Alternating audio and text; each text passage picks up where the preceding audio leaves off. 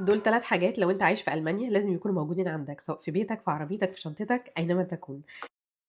أول حاجة دي، دي قطرة للعين مرطبة، ودي من أهم الحاجات لو أنت بتشتغل على شاشات كتير، بتقعد على كمبيوتر كتير، أو حتى يعني بتعاني من جفاف في عينك، عينك بيبقى فيها نوع من الجفاف، تحس إن هي آه، فيها نوع من الحكة، عايز تهرش فيها طول الوقت.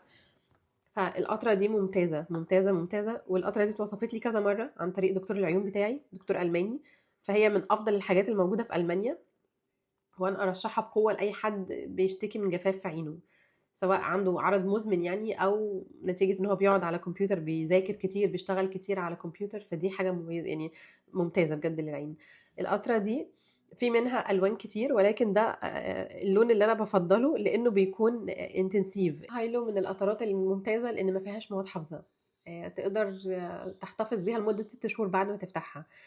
فهي مش رخيصة مقارنة بالقطرات التانية، أنا جربت كذا حاجة ودي أفضلهم بصراحة. فيعني لو هتستثمر في عينك متهيألي مفيش حاجة أفضل من كده يعني، ومفيش حاجة أهم من عينيك يعني ونظرك، عشان يعني تبقى مرتاح، تبقى بتشتغل وانت مرتاح، نايم مرتاح، قاعد مرتاح. العين بجد يعني من الحاجات المهمة، مش محتاجة أقول يعني. تاني حاجة الكريم ده، الكريم ده من الكريمات المهمة جدا اللي لازم يكون عندك في البيت، لان بسبب تغيير الجو على طول ايدك بتشقق، جسمك بيبقى بشرتك بتجف مع الوقت، والمية هنا في ألمانيا في بعض الأماكن مش أحسن حاجة، فبتعمل جفاف في البشرة بشكل كبير. فالكريم ده مفيش حد بيتهيألي في ألمانيا، مفيش حد ألماني ما يعرفوش، وبرده كان مترشح لي عن طريق الدكتور بتاعي، لأن إيدي دايما كانت بتبقى متشققة وبتتعور كتير، مع أقل حركة بتتشقق وبيطلع منها دم. فالكريم ده ممتاز ممتاز ممتاز، ومش بس للإيدين على فكرة، ينفع تستخدمه على وشك، على رجليك، على جسمك كبادي لوشن يعني. هو يعني علبة كبيرة زي ما انتم شايفين، العلبة فيها حوالي نص كيلو، فيعني فيعني عيش حياتك يعني. برضو الكريم ده مش غالي قوي يعني، في حدود 7 8 يورو على ما افتكر، وبيقعد كتير. العلبة زي ما قلت نص كيلو، فهتقدر تستعملها لشهور قدام، ولكن هو حاجة يعني من الحاجات الكويسة، ونفس الوقت سعرها مش غالي قوي، فاستثمار كويس.